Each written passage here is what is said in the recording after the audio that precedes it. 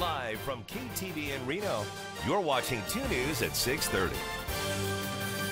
They wouldn't be here, perhaps, if the lore wasn't attached to the building. Old historic buildings often come with stories of ghosts, and while spooky tales certainly exist in some places, others are trying to get rid of the myths. And that is tonight's 2 News big story at 6:30. And there are some locations in our region who are trying to kind of distance themselves just a little bit from the claims of the spirits and the ghosts and everything inside. I'm Landon Miller. I'm Ariana Bennett. Thank you for joining us this Halloween night. But some establishments in town actually claim that paranormal activity is just a part of their business identity. Ryan Canada has the story.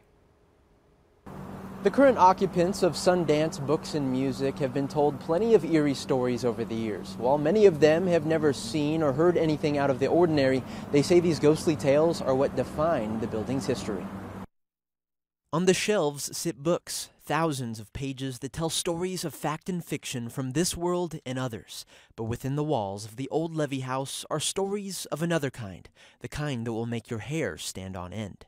You know, the back office, a gentleman was sitting there and very clearly heard a door open and close in the wall next to him where there is no door. To this day, customers will come into Sundance Books and claim a suspicious feeling in the air. There have been people who have come in certain rooms will stop dead in their tracks and, you know, they feel something. There's no hard evidence to back the claims. These are just tales passed down from one generation to the next. But they're stories that help to define this 100-year-old building that creaks and rattles as you wander the halls. Stories that attach it only build to that aura. You know, they're all rooted in place. They bring in history that people maybe might not know about this house. About 20 miles south sits another historic building, the old Bowers Mansion. Claims have been made that hauntings happen here too, but those who run the property say these are nothing more than myths. We haven't heard or seen anything in the mansion to make us believe that it is haunted in any way. The park ranger says rumors like these don't surprise him, given the age of the building and the cemetery that overlooks the mansion.